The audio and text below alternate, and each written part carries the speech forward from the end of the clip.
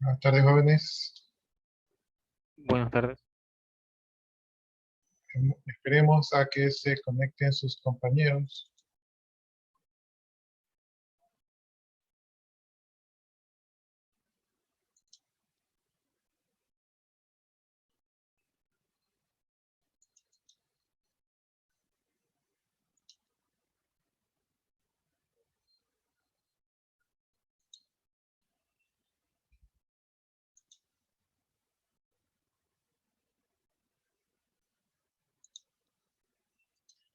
Mientras tanto, los que van ingresando no se olviden de poner sus dos apellidos y sus dos nombres y también de marcar su asistencia en el aula virtual.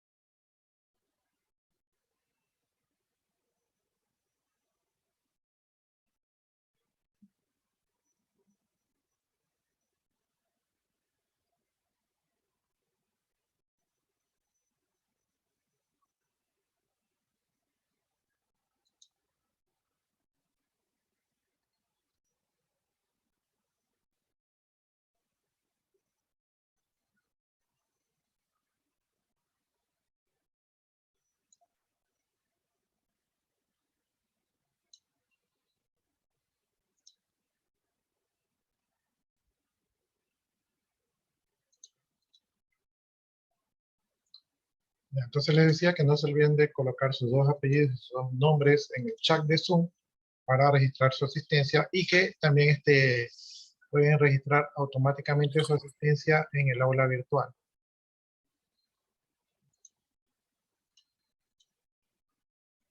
Ya, yo estaba revisando y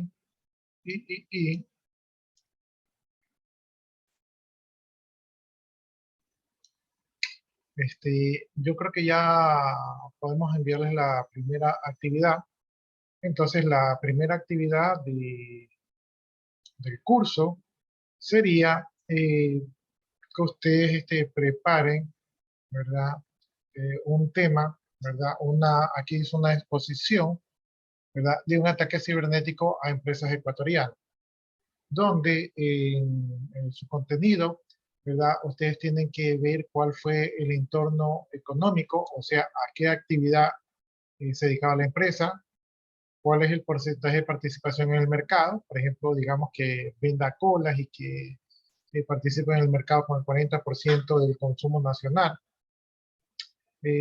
¿Cuál fue el tipo de ataque? O sea, ¿en qué consistió en el ataque? ¿Qué debilidades aprovecharon los hackers? ¿Qué tecnología o método utilizaron para causar el perjuicio? ¿De cuánto fue el monto del perjuicio? Sobre el delito, cómo se detectó el delito, si se encontraron los culpables, qué sanción se les aplicaron. Sobre las defensas, qué medidas de seguridad y de prevención se aplicaron. Entonces, esta sería la primera tarea en grupo, es una exposición. Déjenme ver el horario.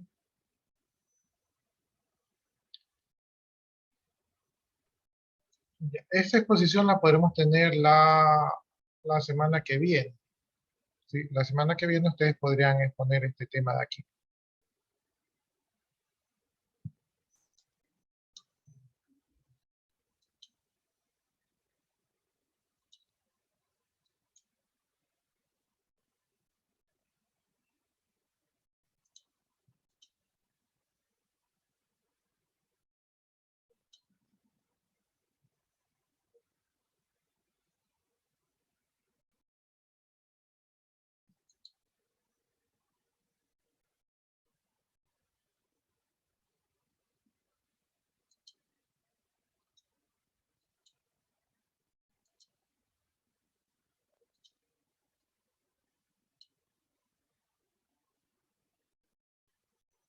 Entonces, la actividad yo la pondría aquí en el Classroom.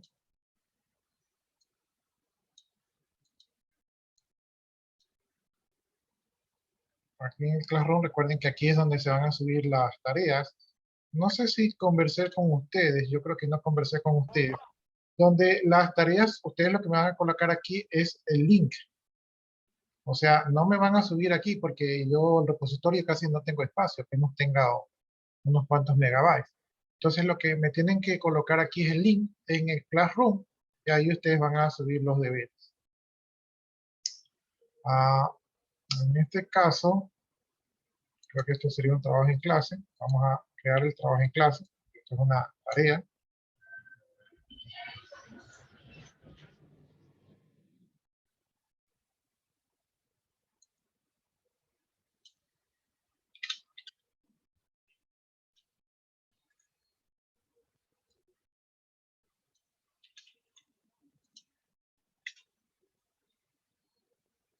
Ya, ahí está, ¿no? Trabajo en grupo.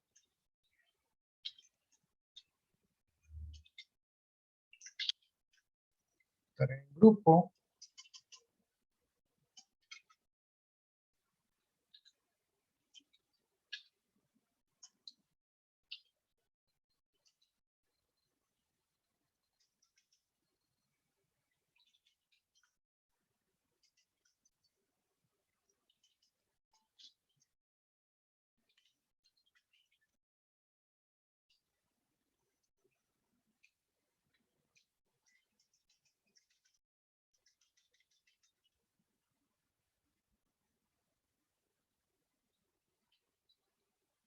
Ya, entonces este es el contenido de la materia.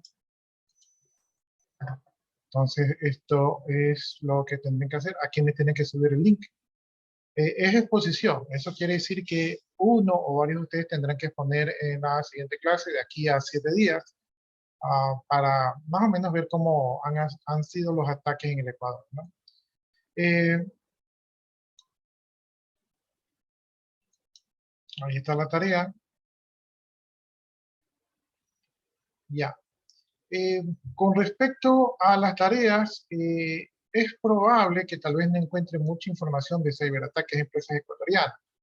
De ser así, que no encuentren ataques en empresas ecuatorianas, pues pueden escoger una empresa de la región o internacional, ¿sí? En el caso que no encuentran. O sea, de preferencia ecuatoriana, pero si no encuentran ecuatoriana, pueden cambiar, porque como ya vimos en la clase de ayer, existe un hermetismo en cuanto a difundir informaciones que han sufrido las empresas. Entonces, por eso podría ser no tan fácil de conseguir. El entorno económico, esto me imagino que sí es fácil saber a qué se dedica la empresa. El porcentaje de participación en el mercado es, por ejemplo, si la empresa vende zapatos, cuánto participa en el mercado de zapatos en el Ecuador o en la región. Entonces, esto también puede ser algo difícil de ser exacto. Esto no tiene que ser exacto, puede ser aproximado. Ustedes podrían, no sé, basarse en alguna estadística para tener el dato. No es necesario que sea exacto, sino simplemente que sea un aproximado, ¿no? En el caso que no tengan una fuente específica, pues ustedes ya pueden utilizar su apreciación. ¿Sí? Simplemente este dato de aquí es para saber cuán importante es la empresa en el sector. Entonces no es de vida o muerte, ¿no? Simplemente es cultura general. El tipo de ataque, ¿en qué consistió el ataque? Esto a veces también puede ser un poco difícil de encontrar. Traten de que sí existe el dato para saber qué están haciendo los hackers. ¿A qué debilidades se aprovecharon? Traten de obtener esta información.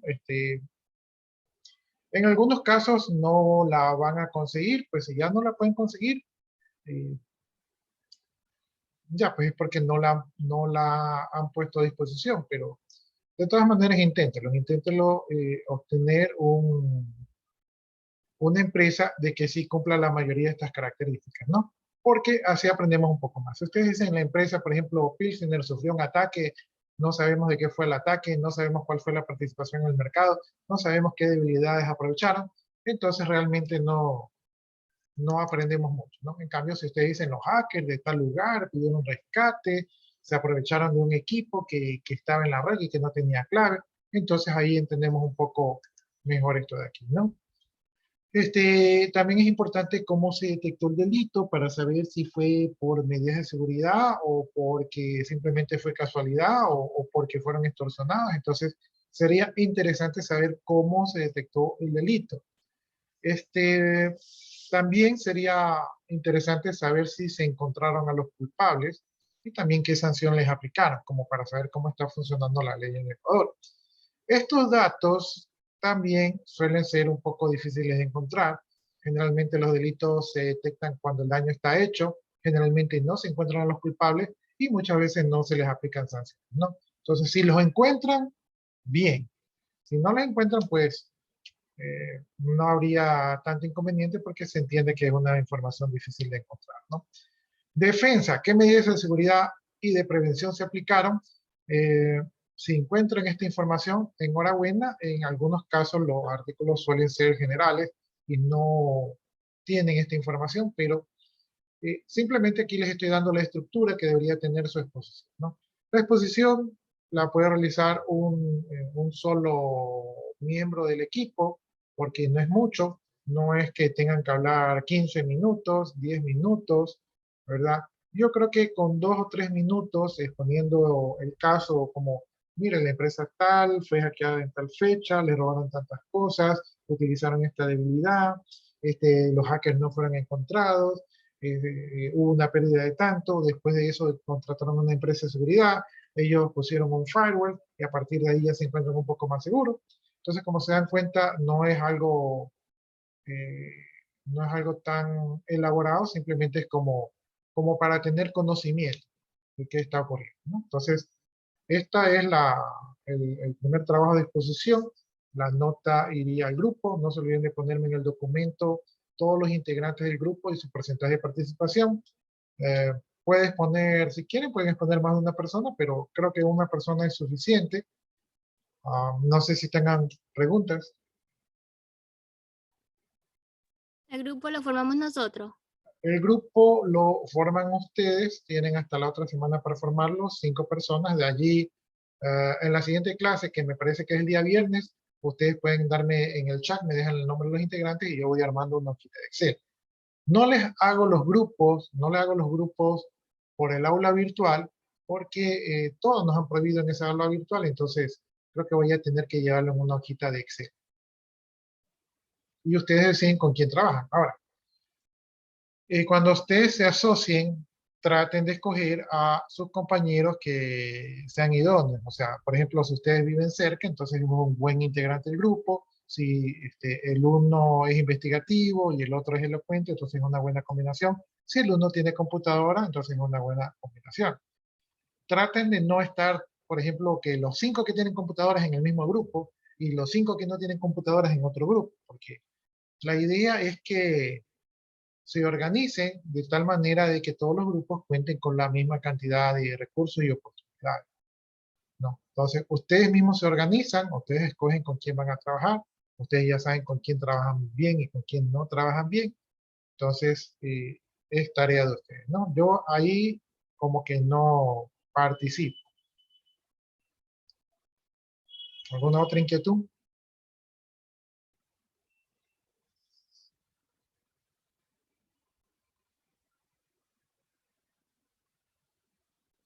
Ya, les repito que aquí solamente me suben el link del documento, creen su propio repositorio y ahí ustedes me dan los permisos, ¿verdad? Para que yo pueda revisar. Ahora, yo no voy a calificar el documento simplemente es la guía para ver los integrantes.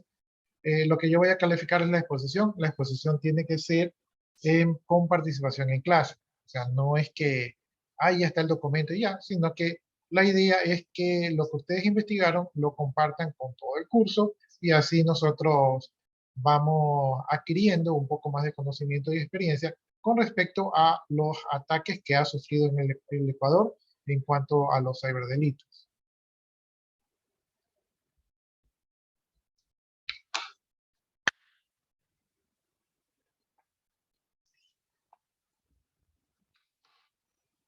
Si no hay más inquietudes, entonces, continuamos. No se olviden de poner sus 2 apellidos y sus 2 nombres y marcar su asistencia en el aula virtual.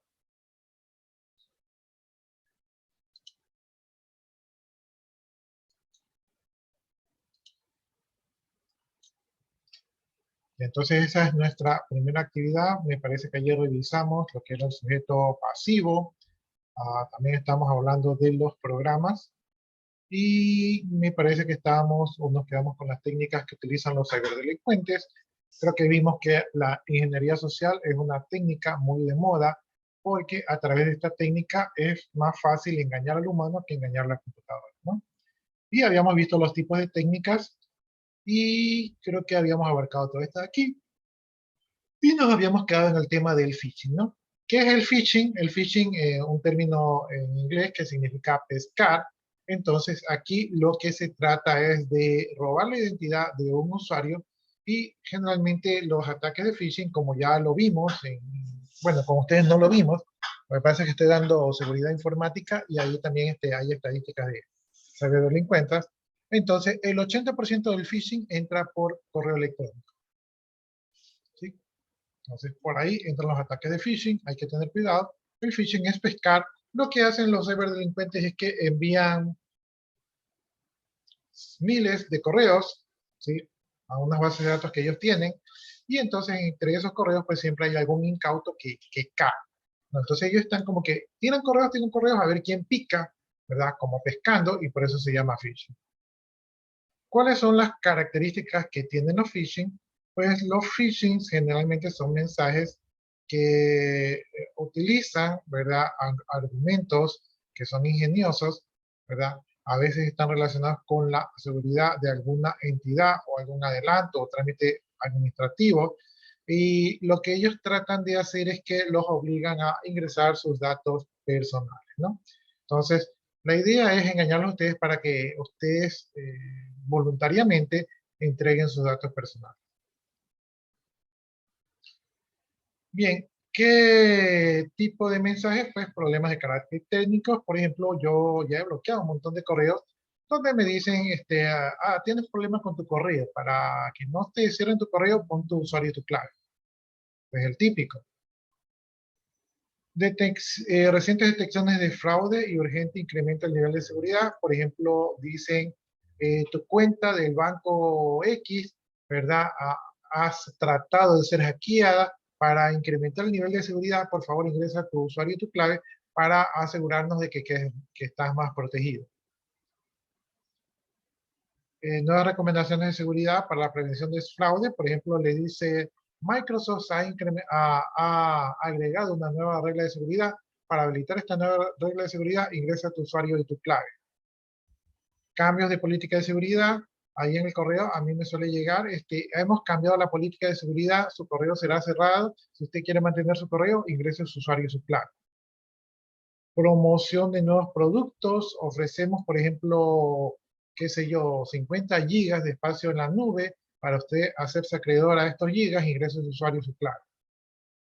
Premios, regalos e ingresos económicos inesperados. Yo recibo bastantes correos del África o, bueno, de unos lugares extraños del mundo, donde me dicen que una viejita millonaria no tiene hijos y entonces tiene como 2 millones de dólares y entonces se entera de que yo soy buena persona y por eso me quiere dejar esos 2 millones, pero para eso necesita mis datos bancarios, ¿verdad? Como mi tarjeta de crédito, para poder hacerme acreedor a ese préstamo.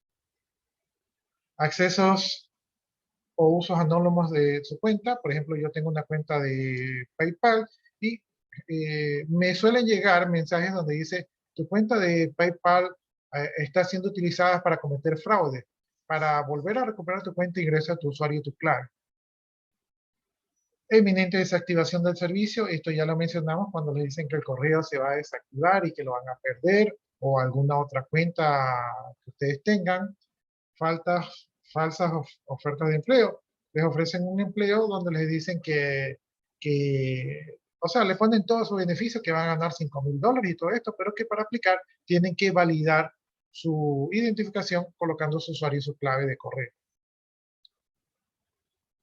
Entonces, todas estas cosas todavía ocurren, entonces todavía hay gente que cae en estas cosas de aquí. ¿Sí? Y realmente esto es fácil, pero hoy en día se están inventando unas cosas aún más difíciles de identificar que son fraudes.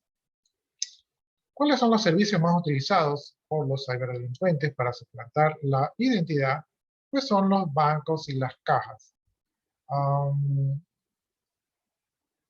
Esto ya lo mencionamos aquí. Les llega un mensaje del banco donde dice que ha existido un cierre incorrecto de su sesión y que entonces para mejorar la seguridad se ha detectado la intrusión en el sistema de seguridad y que su cuenta será bloqueada, ¿no? Entonces eso es una de las excusas. Pasarelas de pago online, eso ya les expliqué, donde les dicen que se va a mejorar la seguridad de estos sistemas y que necesitan su usuario y su clave. Redes sociales como Facebook, Twitter, Instagram, LinkedIn, ¿verdad? Aquí les suele llegar un mensaje privado que se han detectado conexiones extrañas, ¿verdad? Y que por motivos de seguridad se necesita cambiar la clave. Entonces los tratan de engañar. Páginas de compra y venta de subastas como Amazon, eBay. Sí, a mí me acaban de acordar que a mí me llegaban correos de Amazon donde decían que yo había comprado, vendido y que tenía un paquete y lo que querían es que yo dé login, ¿verdad? Para poder robarme mi usuario y mi clave. Juegos online. Ahí los juegos a veces les dicen, oh, el juego tiene un fallo para volver a colocar el juego con tu usuario y su clave.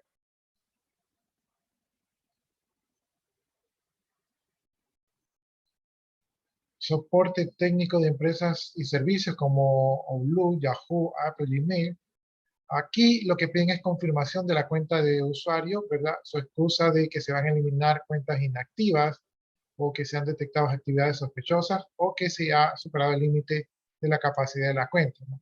Entonces, todos estos mensajes los asustan. Le dicen, vamos a borrar tu cuenta. Vamos a borrar tu cuenta inminentemente. Pero si das login, ya no. Así es como que les hacen ese juego psicológico. Servicios de almacenamiento en la nube como Google Drive, Dropbox, etc. Yo me he dado cuenta que muchos sitios piden la clave de Google Drive. ¿Sí? Entonces yo trato de no ponerla, pero la mayoría lo piden. Entonces aquí lo que se trata de conseguir es las cuentas que, por lo menos la de Google, tiene bastantes servicios y también tiene mucha información privada de Google. Entonces hay que tener cuidado con eso allí. Servicios de empresas públicas, por ejemplo, a mí me llegó la otra vez, me llegó una multa de ATM, ¿verdad? Y me decían así, usted ha sido citado por una multa de tránsito, si usted no cometió la infracción, ponga su usuario y su clave aquí. Entonces, esa era nueva, esta no la había visto mucho, pero ya el año pasado ya me pasó. Servicios de mensajería, por ejemplo, un paquete que no ha podido ser entregado y que está esperando información de seguimiento, entonces les hacen creer que les ha llegado un paquete, ¿verdad?, de correo, y entonces ustedes tienen que dar login para poder rescatar ese paquete. Falsas ofertas de empleo, ofrecen puestos de trabajo donde les sacan información. Bien, ¿qué es lo que ustedes deberían hacer en el caso de que ustedes han identificado un phishing? Lo que ustedes tienen que hacer es no acceder a las peticiones de solicitud de información, o sea, no pongan su información, sospechen cuando les piden cuentas de banco, tarjetas de crédito, claves, usuarios. Bueno, aquí no se analiza, pero a veces yo recibo llamadas telefónicas donde dicen, oiga, usted se ha ganado un premio. Entonces, me ganó un premio. Sí, ¿cuál es su nombre? Entonces, ¿cómo es que me va a ganar un premio si ni siquiera saben cuál es mi nombre? No, entonces son cosas que ya llaman a la duda y a la sospecha. En el caso de la duda, dice consulte directamente con la empresa o servicio a través de los mecanismos oficiales de las páginas web. En este caso, cuando a mí me dicen, por ejemplo, que PayPal tiene pagos registrados, o que en el correo hay un paquete, o que en mi tarjeta se han hecho algún débito, lo que uno debe hacer es ir a la página oficial, no desde el enlace que nos están dando allí, supuestamente para facilitarnos la vida, sino desde la página oficial. Y a veces la página oficial tampoco no es segura, porque en la página oficial a veces ya nos han hackeado y nos llegan a una página que parece la oficial, pero no es la oficial. Entonces hay que tener ojo con eso de allí, ¿no? No contestes en ningún caso los correos. Cuando usted contesta los correos, en ese correo se va a dar información suya. Pueden haber hackeado algo también de su máquina y lo adjuntan al correo. Entonces es mejor no contestar el correo. Bajo ningún concepto sigan los posibles enlaces que pueden facilitar el correo fraudulento, ni descargue ficheros, ni que traiga adjuntos. La mayoría de los correos de phishing que yo recibo tienen, por ejemplo, una factura adjunta, o un PDF, o una imagen. Entonces, por ningún motivo deben dar clic allí, porque en las imágenes, o los PDFs, o los documentos de Word, o a veces tiene el icono como que parece un documento de Word, pero realmente es un programa malicioso. Entonces, lo mejor que ustedes pueden hacer es jamás abrir ningún tipo de esos correos adjuntos, porque solo basta con que ustedes lo abran y ya perdieron su cuenta.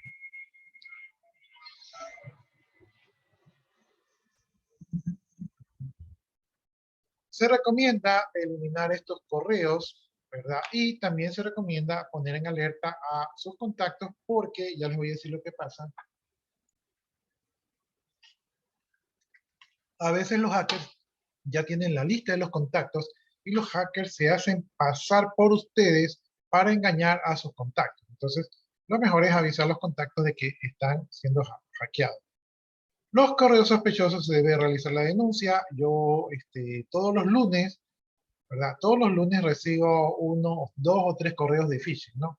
Pónganse pilas que los phishing comienzan a atacar los lunes o los jueves en la tarde, ¿sí? Son los horarios que atacan, o por lo menos yo me he dado cuenta de que envían correos falsos los días lunes y los días jueves en la tarde. ¿Sí? Entonces, ojo con eso allí, para que no caigan en esta trampa. No sé si alguno quiera acotar algo, hacer algún comentario.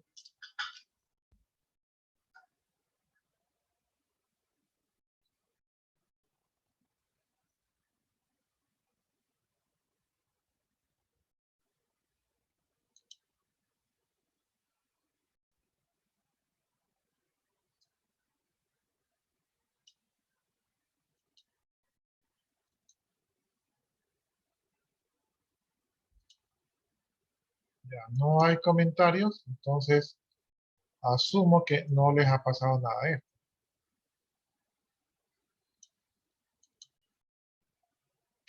Bueno, veamos entonces otro método de hacer delito informático, que es el hooting, ¿verdad? De hecho estos términos de aquí, algunos se mantienen, otros se han desactualizado, pero por lo general hay nuevos métodos, ¿no? Entonces hay mucha clasificación sobre esto de aquí. El hooting, ¿verdad? Lo que busca es alcanzar o afectar el mayor número de usuarios, ¿verdad? Y son campañas de phishing, ¿verdad? Que se realizan contra diferentes entidades energéticas o bancarias. ¿Sí? El hooting es algo así como cazar, ¿no? Phishing es pescar y el hooting es como cazar. Y lo que hacen es que no hacen un phishing a un solo usuario, ¿verdad? Hacen un phishing, por ejemplo, a 2.000, 10.000 usuarios, ¿verdad? Para ver quién cae, ¿no? La premisa aquí es que alguno va a caer. Esa es la premisa. Y generalmente sí caen bastantes.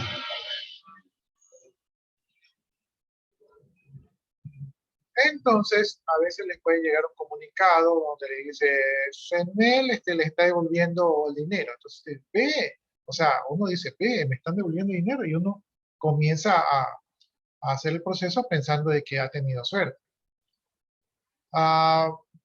Hace 2 años creo que decían que Supermaxi estaba regalando, había un mensaje por WhatsApp que Supermaxi estaba regalando canastas de comida, ¿no? Entonces eso también fue fraude. Por ejemplo, hay campañas de phishing suplantando identidades bancarias. Banco de Guayaquil o el otro banco del que hablábamos ayer, también son los favoritos para este tipo de campañas. El objetivo de este tipo de ataque es que recolectar, ¿verdad? De manera paralela la mayor cantidad de información de los usuarios, ¿no? Y poder infectarlos con malware, o sea, código malicioso.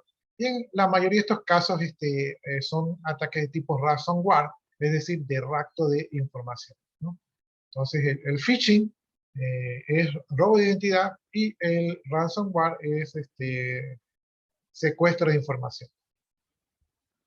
Bien, para esto de aquí, a veces le suelen enviar archivos de Excel que tienen códigos maliciosos, facturas o imágenes de facturas que realmente infectan el equipo, ¿verdad? Entonces, estos son campañas que se hacen para tener más víctimas.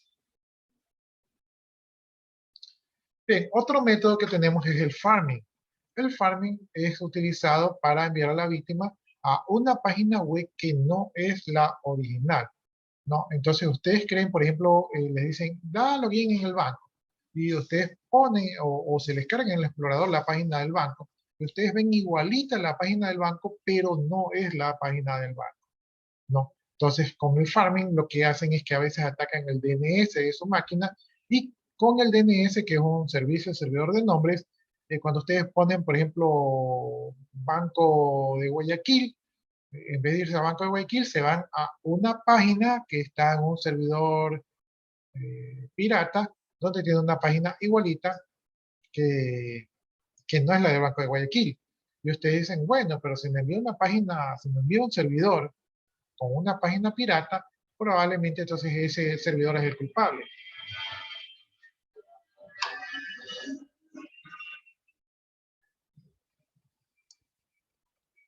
Pero a veces los hackers han hackeado los servidores y en esos servidores han puesto sus páginas falsas. Entonces, esos servidores son cómplices de este ataque, pero no tienen conocimiento de que están siendo utilizados, ¿verdad?, por los hackers, ¿no? Entonces, no son culpables directos, son simplemente culpables sin conocimiento, por lo tanto, no podrían ser sancionados. Y la cuestión es que los hackers pues ya esconden todos sus ataques. Entonces, los ataques generalmente vienen del África, de la India, de Singapur, de por allá vienen los ataques, ¿sí? O de Brasil también suelen venir. Entonces, no están, nosotros a veces nos envían a servidores de Estados Unidos, pero el ataque no viene por allá. Bien, otro tipo de ataque que tenemos es el farming, ¿verdad? Aquí se utilizan varias comunicaciones hasta conseguir la mayor cantidad posible de información del usuario. En este caso de aquí, lo que se trata es de infundir miedo a las víctimas por supuestos videos privados o futuros ataques contra la empresa, ¿no? Entonces, el farming lo que hace es que tienen información personal de ustedes y, por ejemplo, imagínense que ustedes tengan un correo donde están insultando al jefe, por ponerlo así suavecito. Entonces el hacker le dice, mira, tengo un correo donde estás insultando a tu jefe, si no me pagas el rescate, le mando el correo a tu jefe. ¿Sí? Entonces de esa manera son chantajeados, ¿no? Bien, dentro del farming tenemos una campaña de correos que extorsionan con supuestos videos privados. Esto también está de moda. Les llega un correo donde les dice, hola, tú no me conoces, pero yo soy un hacker de China y desde hace como 3 meses he hackeado tu máquina y me he apoderado de los audios y de tu cámara. He grabado todo lo que tú haces, ¿verdad? Y he visto que tú estás haciendo una actividad indecorosa. Tengo los contactos de todos tus contactos de tu teléfono y de tu lista de contactos. No, si tú no quieres que yo envíe estas grabaciones que tengo de ti, tienes que pagar este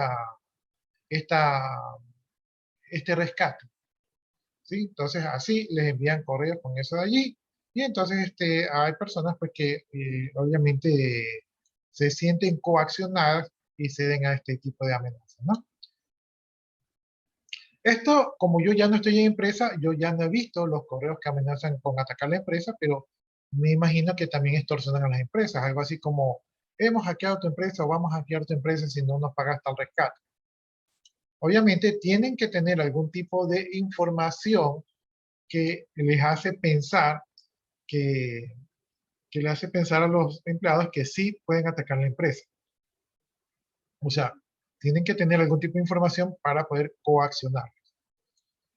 En otros casos, dice, sucede como el fraude del deseo más reciente, el de recursos humanos, donde los ciberdelincuentes se suplantan a un miembro de la empresa y utilizan diferentes técnicas de ingeniería social para conseguirlo, ¿no?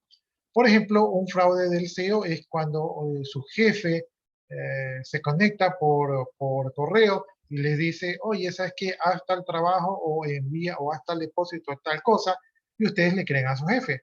O donde dice recursos humanos es obligación que ustedes colaboren con el depósito para esta cuenta para ayuda social. Entonces le dice es obligación, entonces ustedes le hacen caso a recursos humanos porque son autoridades.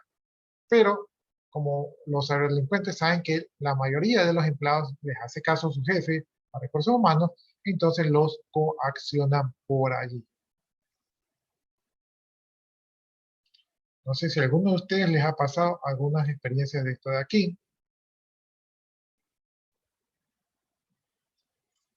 A Todavía no mí lo que me han enviado código para recuperar WhatsApp.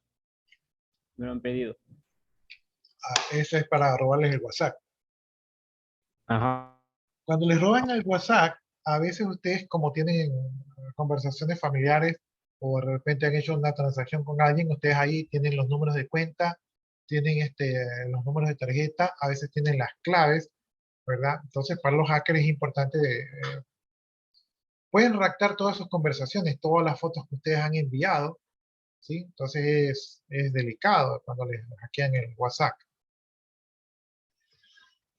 ¿Y cómo le han enviado? ¿Le han enviado con código, con el típico, oye, me No, robaron? solo me escribieron, solo directamente me escribieron que necesitaba el código porque necesitaba urgente para poder ingresar a su WhatsApp. No creo bien qué decía. Pero bueno. Ya. Bueno, ahí yo a veces lo que le hago es que les mando un código equivocado. Sí, pero no me ha tocado ese de allí. Ese ataques por WhatsApp no me han tocado.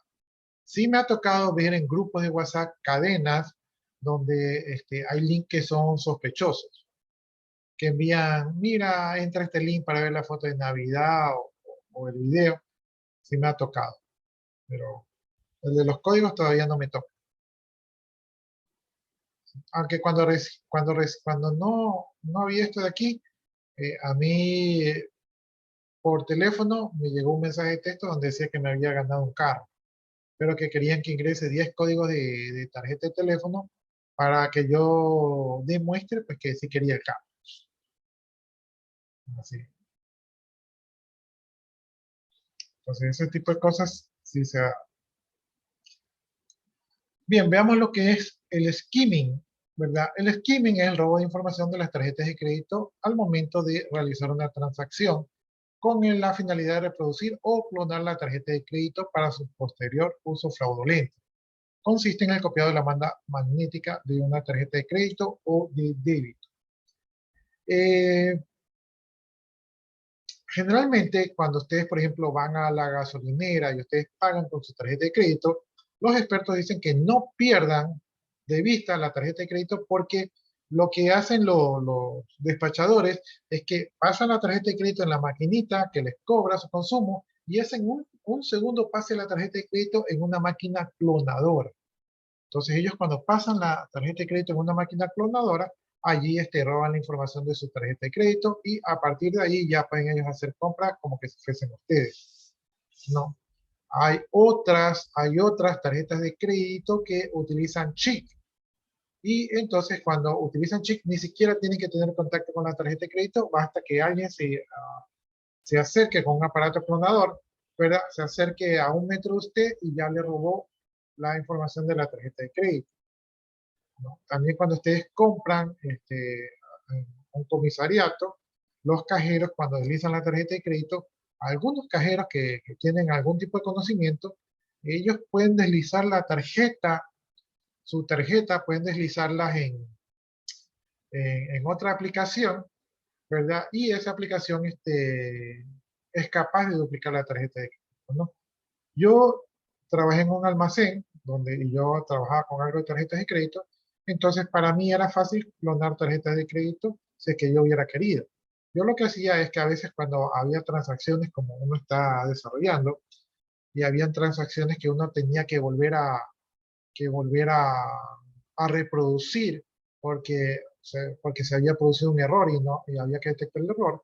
Entonces yo lo que hacía es que cogía la tarjeta de crédito de la transacción y la reproducía, o sea, como que si yo la digitara, y ahí yo hacía la depuración de los errores. Entonces, clonar las tarjetas de crédito no es nada difícil. De hecho, en la empresa donde yo trabajaba, teníamos una máquina que imprimía tarjetas de crédito. Entonces yo no solamente podía clonar la tarjeta de crédito, sino que podía imprimir la tarjeta de crédito para utilizarla, ¿sí? Pero obviamente por eso uno trabaja en áreas que son delicadas, ¿verdad? Y entonces yo era ahí una persona de confianza, o sea, una persona que los jefes confían para manejar ese tipo de información sensible, ¿sí?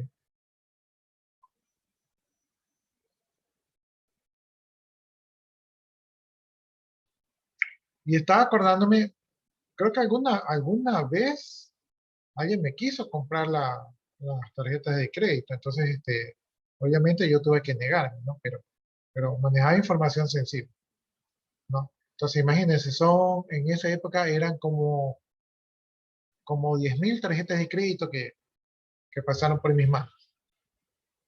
Entonces es fácil, y hoy en día es más fácil porque ni siquiera tienen que tener contacto con su tarjeta de crédito. Entonces deben de tener cuidado con eso ahí. Bien, tenemos lo que es el sniffing, ¿verdad? Sniffing es un programa que está escuchando todo lo que pasa en la red, ¿verdad? Y este programa captura tramas de información que envían las computadoras, ¿no? Entonces, el medio que son los cables, el medio es compartido. Y si hay alguien allí que está escuchando, pues entonces hagan de cuenta como que ustedes están en una llamada telefónica y que hay una tercera persona que está escuchando lo que ustedes hablan. Entonces, esos son los sniffing. Y esos sniffing pueden detectar ciertos tipos de paquete, como por ejemplo claves, o como por ejemplo números, o de repente hasta sus conversaciones. Por eso es que en la mayoría de los programas que están utilizando, por ejemplo, en las últimas actualizaciones de WhatsApp, ahora las conversaciones son cifradas. Es decir, aunque esté alguien escuchando allí, no va a poder identificar qué es lo que están hablando porque lo que está viajando por allí están cifrados, ¿no? Entonces, este sniffing se utiliza para robar contraseñas, correos electrónicos, espiar, ¿verdad? Por ejemplo, yo creo que les comenté ayer que donde yo estaba, una compañera docente realizó una transacción con tarjeta de crédito y horas más tarde, pues su tarjeta de crédito estaba comprando cosas eh, en otros países, ¿no? Y es porque entonces ella utilizó una red, había alguien que estaba escuchando en esa red, se aprovechó que encontró esa tarjeta de crédito y entonces luego le comenzó a dar uso. Entonces es peligroso los sniffing, especialmente cuando ustedes están en redes abiertas, por ejemplo en la red del municipio, en la red de los centros comerciales, en las cafeterías, ¿verdad? No es muy inteligente realizar transacciones que involucren información sensible como claves, tarjetas o ese tipo de cosas. Pueden estar siendo observados. Bien, tenemos otro tipo de ataque que es el spam. El spam no es otra cosa que todos esos correos que recibimos y que no queremos leer, ¿no? Entonces, dentro de esa categoría, ¿verdad? Tenemos los redirectors. Este redirector, ¿verdad? Es cuando nos redirigen a una página de inicio, ¿verdad? Y después nos redirigen a la original. Yo no sé si a mí me hackearon una vez, pero ya les voy a contar mi experiencia. Verán, por ejemplo, me llega un correo con una publicidad de un banco X. Entonces yo me voy a la pantalla, veo la pantalla igualita del banco X y yo pongo mi usuario y mi clave. Le doy intro, el sistema me dice, oh, hay un error, has digitado mal tu usuario y tu clave. Entonces uno dice, oh, digité mal, qué raro. Bueno, vuelvo a digitar y entonces ya ingreso y tengo acceso a todas mis cuentas. Hasta allí, todo bien, ¿verdad? Pero ¿qué resulta que hacen los hackers? O sea, los hackers lo que hacen es que crean una página, una pantalla igualita. La primera vez que usted ingresa su usuario y su clave, como uno lo ingresa rápido, uno no se percata de que esa página es falsa. Uno cree que es la página verídica, entonces uno pone rápido y dice, ah, voy a ingresar. Una vez que ellos cogen la primera pantalla, o sea, su primer usuario y su primera clave, entonces lo sacan del sitio fraudulento y le ponen el sitio real, ¿sí? Entonces usted ingresa su usuario y su clave por segunda vez y cuando ya ingresa usted dice, ah, me equivoqué en la primera. Pero no, la segunda vez ingresó al sitio verdadero y la primera vez ingresó al sitio falso. Cuando usted ingresó al sitio falso, lo que hicieron ellos es guardar su usuario y su clave, y ya con su usuario y su clave, que generalmente la gente, a pesar de escribir rápido, no se equivoca, ya tienen control, ya tienen acceso a su cuenta de banco, ¿no? Entonces, así funcionan los redirectos. Entonces, eh, y les cuento esto porque a mí me pasó esto, a mí me pasó que yo cada que ingresaba al banco, la primera vez yo ponía la clave y siempre me decía la primera vez como que no la había puesto bien y la segunda vez sí me cogía. Entonces yo no sé si habría estado hackeado, ¿verdad? Después de eso yo cambié, actualicé el explorador, los antivirus y todas las seguridades del caso y entonces allí ya no me pidió por segunda vez. Entonces, como les digo, no sé si habría estado hackeado. De todas maneras, como los bancos utilizan esta tarjetita de coordenadas, eso los vuelve un poquito más seguros. O sea, para poder robarle ese dinero necesitan la confirmación de 2 pasos. Si no, no se puede, ¿no? Bien, otro tema es el trusting o el duster diving, ¿verdad? Esta técnica de aquí lo que hace es que le permite obtener información privada al hacker y consiste en revisar la basura de la persona o la organización a investigar, ¿no? Esto generalmente es empleado por los crackers y periodistas, y, aunque también en la investigación privada, ¿no?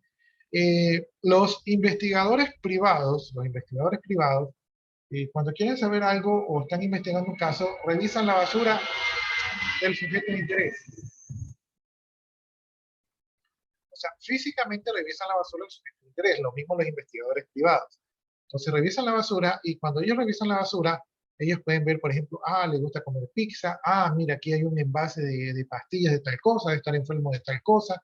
Y a través de revisar la basura, se puede saber un poco cómo es la vida de esta persona, ¿no? En el mundo informático nosotros tenemos la papelera de reciclaje, o tenemos archivos que borramos, o tenemos archivos que han quedado botados allí en el sistema. Entonces algunos de estos archivos pueden tener información sensible que puede permitirle a un hacker saber algo más de nosotros. Entonces, aquí nos hacen un poco de investigación. Bien, otra técnica que tenemos es el spoofing, ¿verdad? En esta técnica de aquí, el atacante hace una investigación con fines maliciosos. Generalmente se hace pasar por una entidad distinta, falsificando datos en la comunicación, ¿no? O sea, haciéndose pasar por otra institución. Entonces, ese es otro tipo de ataque. Tenemos el smoofer, ¿verdad? O en este caso se traduce como la mula de dinero.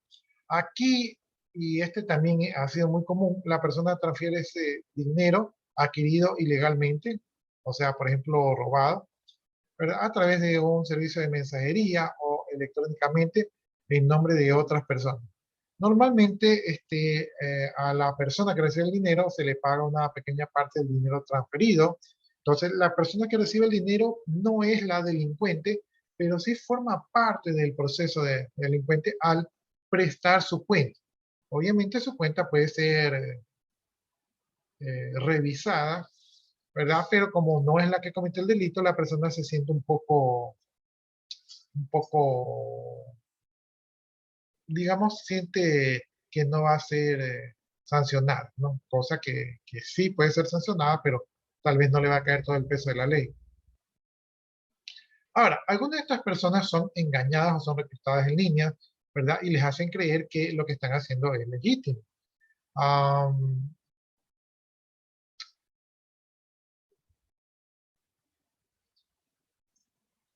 por ejemplo, se aprovecha esas técnicas para mover dinero y también para mover productos, ¿no? Ah, imagínense esto, imagínense que yo vendo un producto, entonces me escribe una persona y me dice, ¿sabes qué? ¿Sabes qué? Te acabo de hacer una transferencia, envíame el producto, yo veo que la transferencia está, le envío el producto, y luego resulta que la transferencia es de una persona que había sido engañada. Entonces yo solté el producto porque recibí la transferencia, pero el producto no era para la persona que tenía el dinero, sino para un hacker. Entonces el hacker se lleva el producto, la persona que fue engañada reclama, me quita a mí el dinero, porque el dinero no me pertenece, y yo quedo sin producto y sin dinero, ¿no? Y la persona afectada pues también piensa que yo soy el hacker porque yo recibí el producto. Entonces, así hay maneras donde involucran a personas inocentes en estos crímenes utilizándolos como terceros o como mulas para hacer este tipo de estafas. Y de estas de aquí hay muchas estafas en estos días, ya sea, por ejemplo, otro tipo de estafas es que ustedes están haciendo una transacción y les dicen, ¿a cuánto vendes, por ejemplo, tal producto? Y ustedes dicen, el producto yo lo vendo a 100. Entonces ustedes reciben una transferencia y el hacker le dice, oh, te transferí, pero me equivoqué.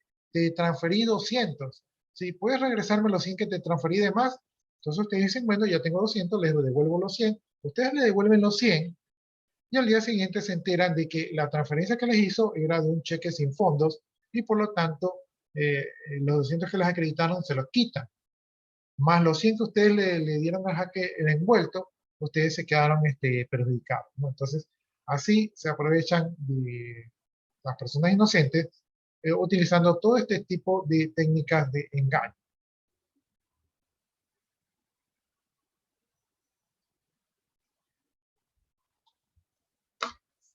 No sé si hasta ahí, algunos de ustedes tengan alguna inquietud.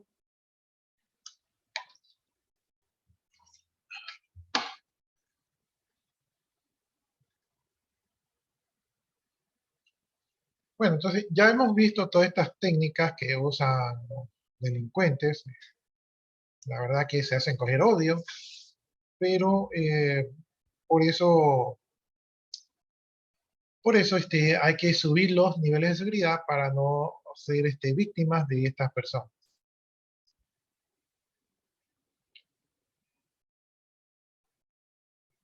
Ya, una cosa que ocurre con todos estos casos de estafa es que generalmente los que son víctimas de este tipo de ataques no logran identificar a los delincuentes, ¿no? Entonces aquí hay una cuestión de que los delincuentes generalmente se van impunes, ¿no? Y para nosotros no ser víctimas de estos delincuentes, pues hay que estar con la tecnología al día, ¿verdad? Y hay que saber cómo funcionan estos medios para no ser perjudicados.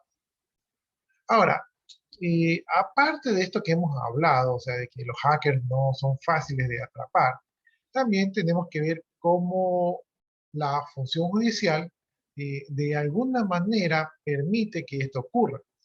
Y resulta que la función judicial juega un papel importante al momento de poder sancionar este tipo de delitos, ¿no?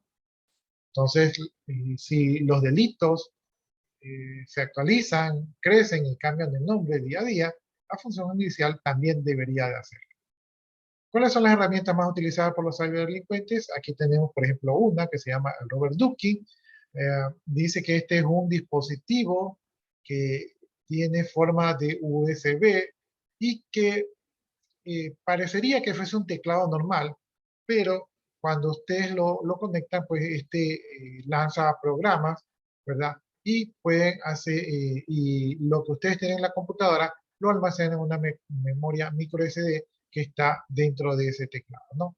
Entonces, poniendo este teclado, que ustedes no dicen, es un USB, me están robando la información, sino que ustedes ven un teclado, ustedes no le prestan atención al teclado, y el teclado está que roba y roba todo lo que está ocurriendo allí, ¿no? Esto de aquí es algo parecido a lo que son los USB dupers. En cambio, aquí, déjenme ver. Ya, incluso aquí lo que nos dice es que el teclado, si es que hay acceso a internet, podría subir la información a un sitio. O sea, no necesariamente el teclado guardaría la información localmente, sino que sube la información a un sitio y entonces ya ustedes ya tendrían desde su computadora, ¿verdad? El teclado hace como que escribe los comandos necesarios para enviar la información a un sitio donde el hacker tendría acceso. Entonces ni siquiera tiene que ir a retirar el teclado. También existen estos USB dupers, ¿verdad? Pero en este caso, el USB duper es el que almacena la información del equipo. Entonces ustedes dejan el USB, luego a los 15 minutos regresan, se llevan el USB y ahí en el USB ya hay toda la información sensible. Tenemos el Mimicac, dice que esta es una herramienta que fue creada para poner a prueba la seguridad de Windows y esta herramienta permite obtener credenciales de acceso del sistema operativo que no están correctamente protegidas. Entonces, originalmente esto se creó para probar las seguridades, pero a los hackers, pues, como ellos vieron la oportunidad, dicen, bueno, puedo yo utilizarla para hacer incursiones a sistemas operativos.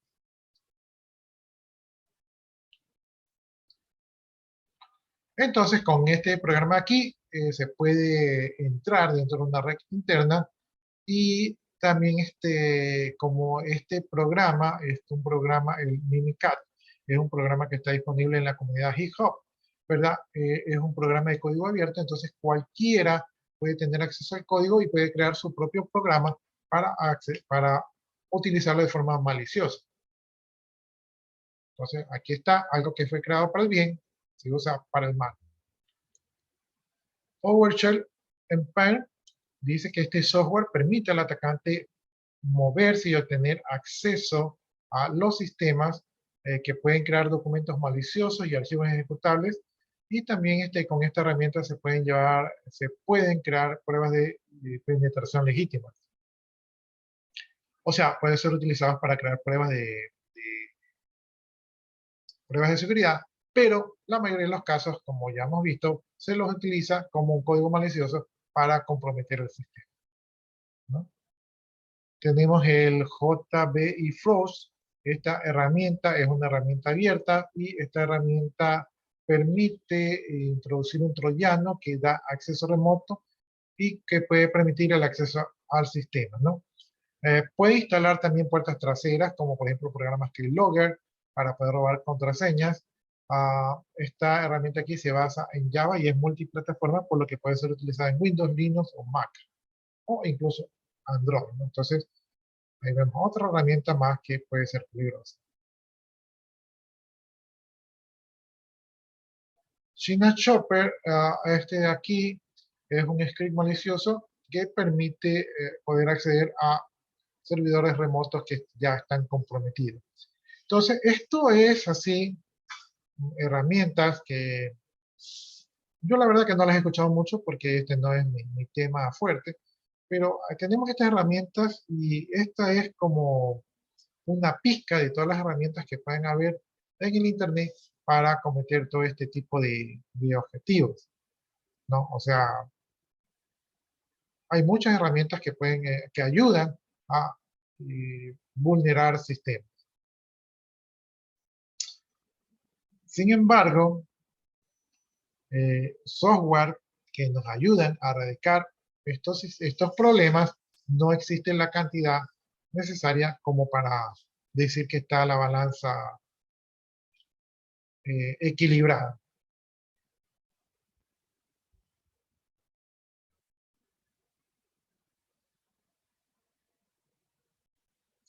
Ahora, ¿cómo podemos hacer eso? Podremos no utilizar la tecnología, pero hoy en día la tecnología es parte fundamental de todo lo que hacemos. Entonces no podemos dejar la tecnología de lado, tenemos que utilizarla, está embebida en todas las actividades que realizamos en nuestra sociedad y por lo tanto no podemos dejar de utilizarla, ¿no?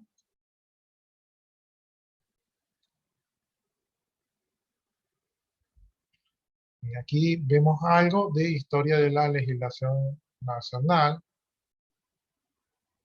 un poquito de cómo fue avanzando esto de aquí. Y vamos viendo los tipos de delitos informáticos conocidos por las Naciones Unidas. Ya, entonces tenemos primero fraudes cometidos mediante la manipulación de las computadoras, ¿no? Dentro de la manipulación de las computadoras tenemos la manipulación de los datos de entrada. Ya, aquí, esto es conocido como la sustracción de datos, representa el delito informático más común, ya que es el más fácil de cometer y difícil de descubrir. Este delito no requiere conocimientos técnicos de informática y puede ser realizado por cualquier persona que tenga acceso a funciones normales de procesamiento de la información. Por ejemplo, si yo soy un cajero de una farmacia y yo vendí, qué sé yo, $20, entonces como yo ingreso la información, yo pongo que solamente vendí $15 y me quedo con los 5 para mí. Entonces, ¿cómo puede el sistema saber que yo vendí 20 y que no vendí 15? Y el sistema no tiene manera de saber eso, entonces es muy fácil robar.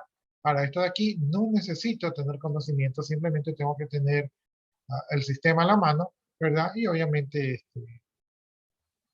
no necesito tener conocimientos, nada más la clave de acceso al sistema. Entonces, aquí es donde se ocurren la mayoría de los delitos. Y como es un poco difícil de descubrir, por eso es que hay los supervisores que están allí dando las vueltas. Manipulación de los programas. Eh, este delito de aquí también es difícil de descubrir, generalmente pasa inadvertido. Ah, para este tipo de delitos, el delincuente tiene que tener conocimientos técnicos concretos de informática. Generalmente este delito consiste en modificar los programas existentes y poner nuevos programas o rutinas.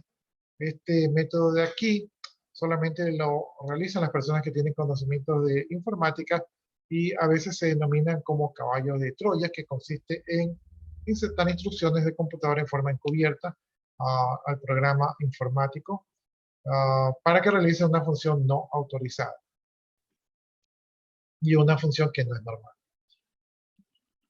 Para que entiendan ustedes esto de aquí, les voy a contar una historia que me contaron.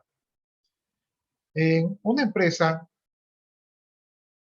ya hace muchos años atrás, existía un programador.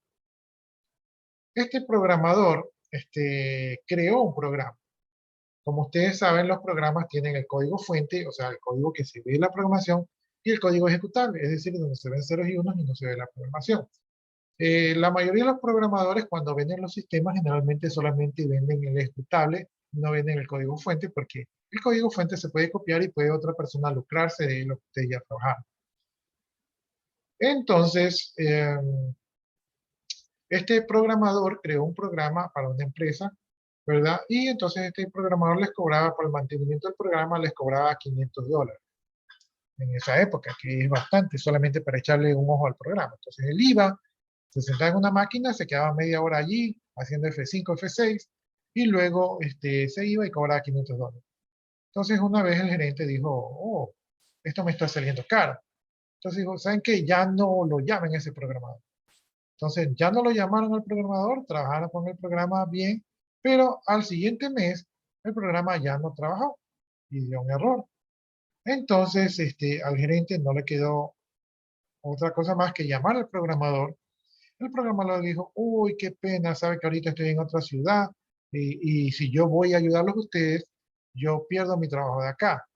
Y si usted quiere que vaya, tiene que reconocerme el trabajo perdido aquí, más lo que yo voy a ir, entonces son $1000. Entonces, como el gerente no estaba trabajando, pues no le quedó de otra que pagarle los $1000. El programador fue, el programador hizo su F5, F6 allí, media hora, ¿verdad? Terminó, cobró y se fue. Ese programador, cuando está en una reunión de amigos, ¿verdad? Les comentó a uno de los amigos y le dijo lo siguiente, le dijo, yo en el programa que tengo en esa empresa, tengo una instrucción que dice que si yo no voy en un determinado tiempo, que era creo que un mes, entonces el programa no funciona. Eso no está en el fuente, sino que está allí en el código ejecutable. O sea, está modificado, ¿verdad? ¿Y qué es lo que hace él? Cuando él va y hace su F5, su F6, pone una clave en el sistema, ¿verdad? Y cuando el programa ve que él se ha conectado, entonces el programa dice, ah, como te conectaste hoy, entonces me vuelvo a congelar en un mes después. ¿Sí? Y por eso él tenía que ir todos los meses, porque si no, el programa se congelaba, porque detectaba que él no había ingresado. Y así, entonces él garantizaba, ¿verdad?, su cobro de mantenimiento mensual de por vida, ¿no? Perjudicando a la empresa. De más está decirles que eso es antiético y que también es un delito, ¿sí? Entonces, pero en esa época, le estoy hablando de años atrás, algunas personas pues eran demasiado astutas, por no decir otra cosa. Ya, entonces este es un típico ejemplo de que cómo se manipuló un programa, se puso un código malicioso allí y a través de este código pues se perjudicaba a la empresa. Al final de la historia lo que hizo el gerente fue que llamó a otra empresa de desarrollo y cambiaron el sistema y de esta manera dejaron de depender del programador. No sé si se habrán enterado que este programador pues les vio, los estafó, ¿no? Bien, ¿qué más se puede hacer? Se pueden manipular los datos de salida. Eh, para este tipo de fraudes aquí podemos ver, por ejemplo, los cajeros automáticos se pueden mediante la falsificación de instrucciones, ¿verdad? Se puede falsificar la adquisición de datos. Este tipo de falsificaciones se hacen a través de tarjetas de crédito o tarjetas bancarias robadas.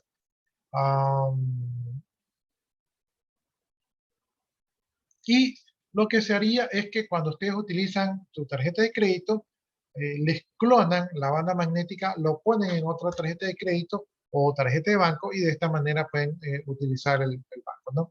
Esta manipulación de salida de datos podría ser como cuando en los cajeros automáticos les ponen los lectores de banda y las cámaras en miniatura, ¿sí? Y luego cuando ustedes usan el cajero, lo que ellos hacen es que clonan la tarjeta, ya tienen su clave y simplemente van y sacan el dinero como si fuesen ustedes.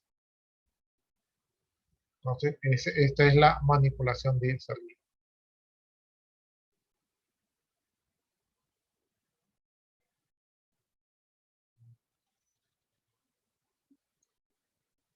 Bien, dentro de los fraudes que se han efectuado por la manipulación informática, tenemos que hay ciertos fraudes que aprovechan las repeticiones automáticas, ¿no? Hay una técnica que se denomina la técnica del salchichón, ¿verdad? Porque consiste en tomar rodajas muy finas. Estas técnicas no son perceptibles para ciertas transacciones financieras.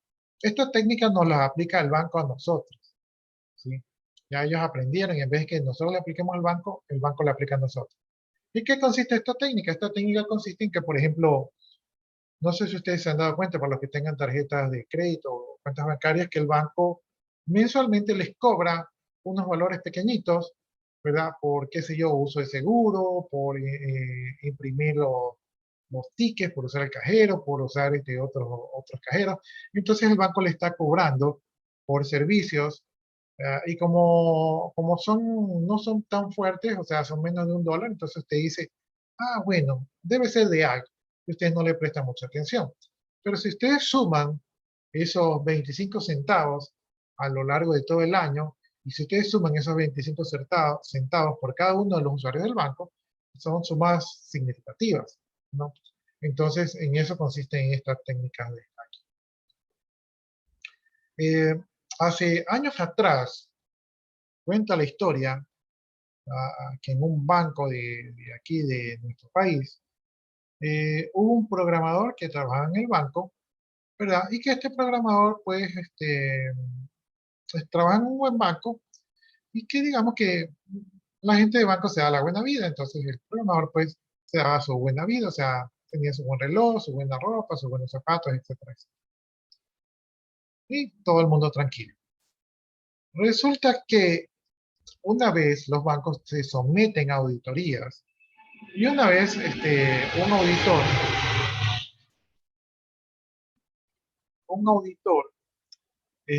dijo, revisó las cuentas del banco, vio que todo estaba bien, revisó todo y vio que todo estaba muy bien, ¿no? Entonces dijo, ah, todo está muy bien. Y de repente se dio cuenta que en una transacción, ¿verdad? Había una cuenta donde se le transfería 2 centavos o algo así, ¿no? Entonces 2 centavitos. Realmente eran sucres, pero pongámosle centavos, 5 centavos pongamos. Entonces el auditor preguntó, oiga, esta cuenta aquí la identifico porque esta es la cuenta del banco, esta es la cuenta del usuario, esta es la cuenta de los impuestos, esta es la cuenta de los aranceles, pero ¿y esta cuenta de aquí de qué es? Y las personas que están encargadas le dicen, no sé, debe ser algún servicio o algo, pero no la identifico. Entonces el auditor dijo, bueno, no le voy a parar bola, pero como todo auditor tiene que ser, tiene que tener una mente maliciosa. Entonces el auditor dice, ah, ¿puedo ver los movimientos de esa cuenta? Y entonces el auditor se dio cuenta que esa cuenta tenía miles de movimientos, ¿verdad? De todas las transacciones que se hacían en el banco. Entonces, si usted iba al cajero, 5 centavos para allá. Si usted sacaba dinero, 5 centavos para allá. Si usted depositaba dinero, 5 centavos para allá. Entonces, era una cuenta que tenía muchos movimientos. Y a punta de 5 centavos, la cuenta, pues a la semana, pues al final del día tenía, qué sé yo, 500, $1000. A la semana tenía $5000. Al mes tenía tal vez $20000. ¿Sí? A punta de centavitos. Cuando el auditor dijo, quiero ver quién es el dueño de esta cuenta, entonces le dijeron, el dueño de esta cuenta es fulano y tal. Entonces, no, el dueño de esta cuenta es esta cédula de aquí. Y pueden ver si esta cédula está en la nómina de recursos humanos. Entonces verificaron y la cédula estaba efectivamente en la nómina de recursos humanos y pertenecía a un programador. Que resulta que el programador había realizado todas las transacciones y el programador había agregado una transacción adicional que eran 5 centavitos a su cuenta personal. Entonces, toda la transacción que hacía el banco, le depositaban 5 centavitos a su cuenta y de esta manera, pues el programador, pues a punta de centavitos se hizo mucho dinero, ¿no?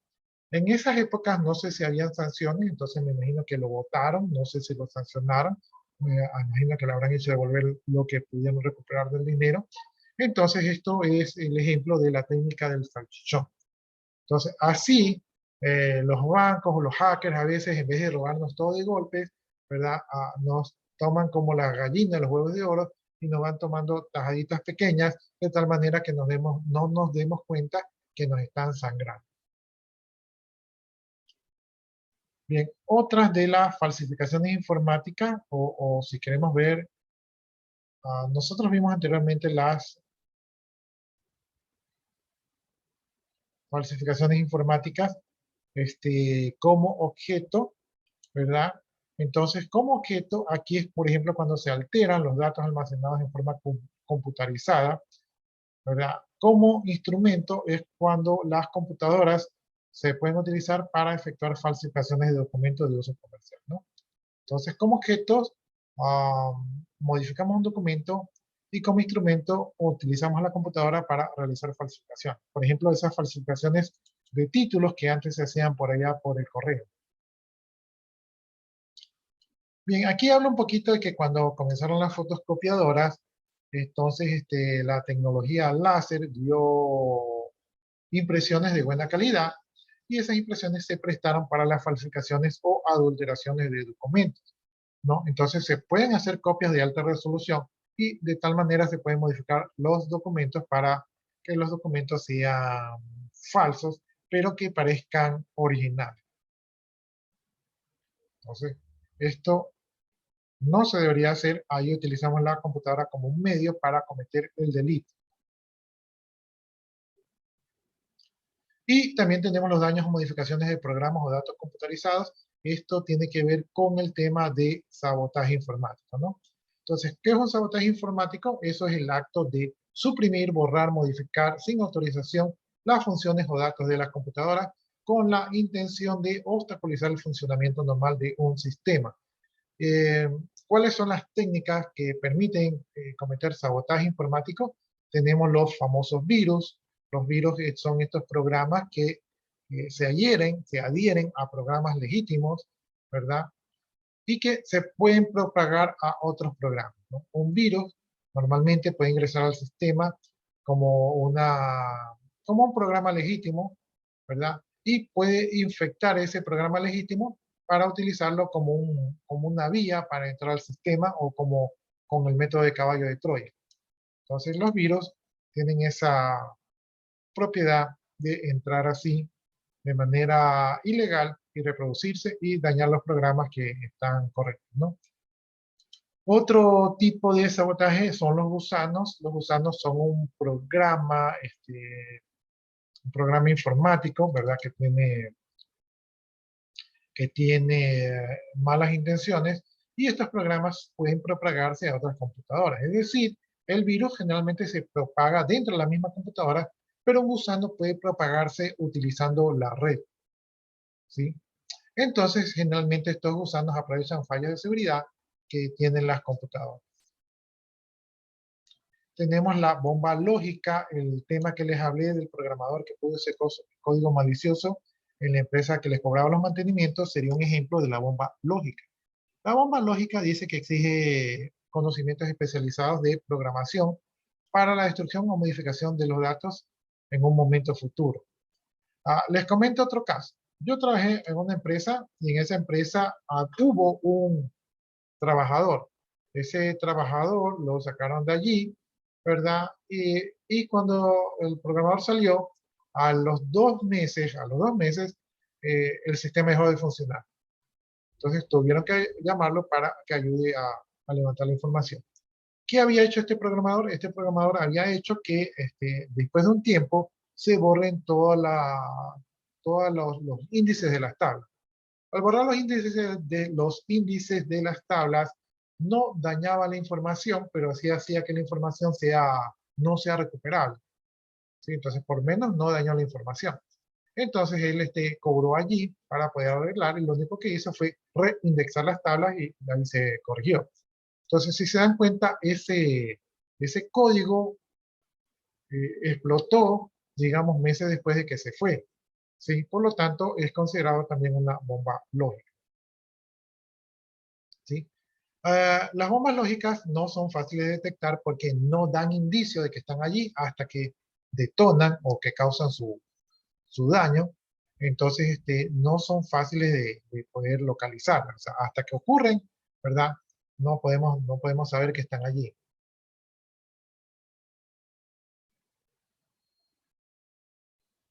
Miren, aquí está, dice, las bombas lógicas pueden utilizarse como un instrumento de extorsión, es básicamente lo que pasó en el ejemplo que les comenté.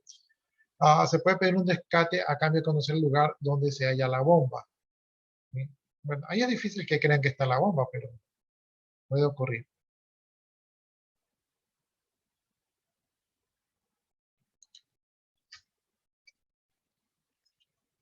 Cuarto, accesos no autorizados a sistemas o servicios. A veces, ¿verdad? Hay personas que logran burlar los sistemas informáticos. Estas personas generalmente se conocen con el nombre de hackers y algunos de ellos entran porque son curiosos, porque quieren saber cómo está organizada la empresa y otros, en cambio, entran porque quieren espiar qué información hay y esa información les puede ser útil y otros quieren entrar a sabotaje, o sea, quieren causar daño. Generalmente, cuando hay un acceso no autorizado a un sistema informático, este acceso ocurre desde el exterior y ocurre utilizando las redes de telecomunicaciones o los medios que tengan a la mano. Cuando esto ocurre, generalmente las medidas de seguridad que tiene la organización no son las más adecuadas o tienen huecos de seguridad y los hackers se aprovechan de estas deficiencias que ocurren allí. A menudo, para poder ingresar a estos sistemas, los hackers se hacen pasar por usuarios legítimos del sistema, de tal manera que son difíciles de detectar. Y para hacer esto aquí, pues los hackers de alguna manera se han apropiado de usuarios y contraseñas que tienen los usuarios de ahí. A veces simplemente las adivinan, ¿no? Y entonces ese es otro delito. Y aquí tenemos un delito que en este tipo de delitos creo que aquí sí caen ustedes. La reproducción no autorizada de programas informáticos de protección legal. Esto aquí tiene que ver con la piratería, cuando ustedes instalan o utilizan un programa por el cual no han pagado licencia, como son los Windows, ¿verdad? O algún otro, o los Office, que son programas que trabajan con licencias y que la mayoría de ustedes no las pagan, ¿no? Entonces ustedes son piratas, sépanse que son piratas y que están violando la ley. Ya, las empresas generalmente invierten en tecnología e investigación para desarrollar estas aplicaciones y obviamente pues esperan una rentabilidad. Si ustedes les roban el software, y es fácil de robar porque está simplemente haciendo un copy-paste y ya está. O sea, ni siquiera tienen que cargarlo o nada de eso, sino con un simple copy-paste y ya está robado. Entonces esto los perjudica, ¿no? Entonces, como ustedes deben de ser personas éticas, ustedes deben estar en contra de la reproducción no autorizada de programas informáticos que no están debidamente legalizados. Y hoy en día, en el Ecuador, esto ya es un delito informático, porque nosotros ya tenemos la ley de propiedad intelectual que lo garantiza. Entonces, son delincuentes, ya saben, no a la delincuencia. Ya, esta ley está en el Código Orgánico Integral Penal, que es el COI, que más adelante nosotros vamos a ver. Algunos de los delitos informáticos que ya están reconocidos en el COIC son la pornografía infantil, de 13 a 16 años de prisión, violación del derecho a la intimidad, para esos que andan hackeando las cuentas de WhatsApp, 3 años de prisión, sépanlo ustedes, no les hackeen la cuenta a su novia, revelación ilegal de la información de las bases de datos de 1 a 3 años de prisión. Ustedes que van a trabajar con información, ya saben, tienen que cuidar la información, o si no, son 1 a 3 años de prisión. Interceptación de las comunicaciones de 3 a 5 años. Entonces, eso le puede decir al hacker que está allí en los centros comerciales robando información. El farming y el phishing de 3 a 5 años de prisión. Esto debería ser más. El fraude informático de 3 a 5 años de prisión. Ataque a la integridad de los sistemas informáticos de 3 a 5 años de prisión. Delitos contra la información pública reservada legalmente de 3 a 5 años de prisión. Acceso no consentido a un sistema informático telemático de telecomunicaciones de 3 a 5 años de prisión, ¿no? Entonces, son delitos que ya están tipificados en el Código Orgánico Integral Penal y que no se deben de cometer, ¿no? Aquí una recomendación de la policía para que ustedes no sean víctimas de los delitos informáticos. Primero, no publiquen la información personal de las páginas desconocidas o redes sociales. Cuando ustedes utilizan el Facebook y dicen, aquí en el mall, los ladrones dicen, la casa está vacía. Cuando ustedes se toman la foto en la casa donde dicen, miren, aquí estoy en mi casa, los ladrones dicen, mira, tiene una televisión, tiene una computadora, tiene un Nintendo Wii, ¿verdad? Entonces ya saben todo lo que ustedes tienen y se vuelven en víctimas. Cuando ustedes dicen, aquí en la playa, los ladrones saben que tienen más o menos como 6 horas para robar su casa, ¿sí? Entonces, no publiquen, ¿verdad? No difundan información en las redes sociales porque ustedes están exponiéndose. Cuando ustedes, por ejemplo, cosas más graves, como por ejemplo que ustedes van a dejar a sus hijos a la escuela, y ustedes dicen, aquí dejando a mi hijo a su primer día de clase, los delincuentes saben en qué escuela va su hijo, saben cómo es su hijo, saben dónde está, ¿verdad? Tienen fotos de su hijo, entonces se ponen en una situación delicada. No confíe en las ofertas de precios muy bajos, ¿verdad? O de cualquier servicio. Si usted sabe que el producto, por ejemplo, que unos zapatos valen $30, y a usted le dicen, te vendo estos zapatos en $5, pues obviamente o eso es robado o lo van a hacer un fraude, ¿no? Entonces, precios muy bajos, ofertas demasiado bonitas para ser verdad, generalmente son fraude.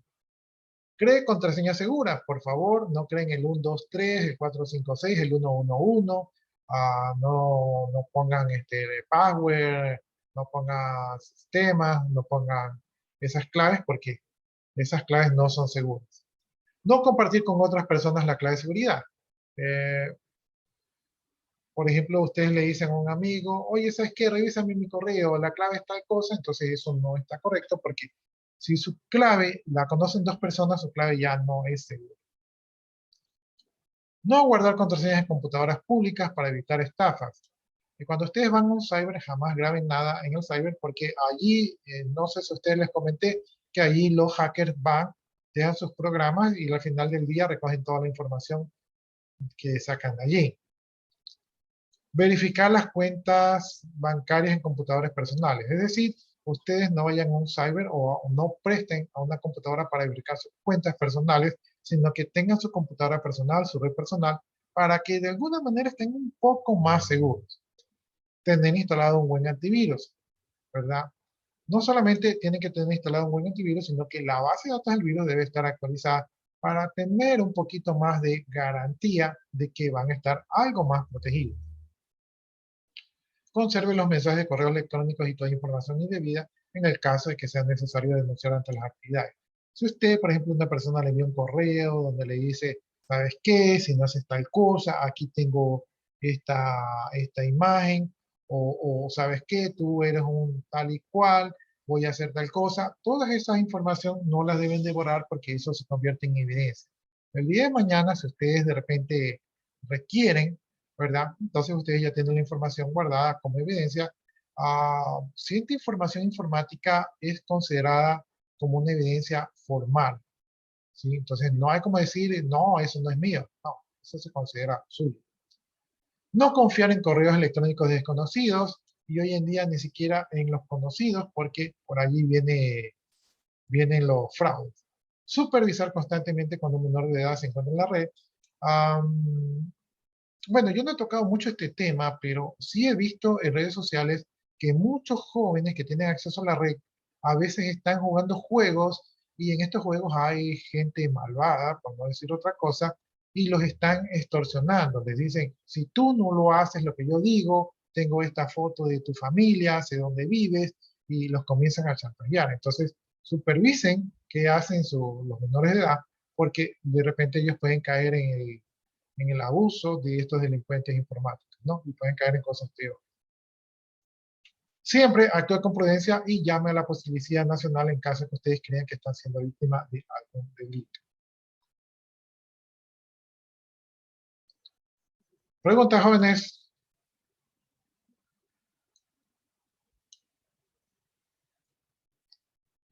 No.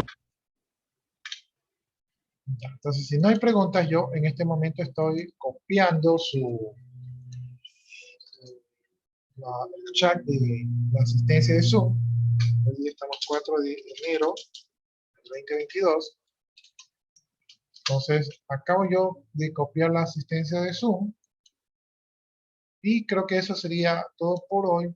Nos estaríamos viendo el día viernes a las 2:30, ¿no? Entonces el día viernes a las 2:30 tenemos la última clase de la semana y de la primera semana del año 2022.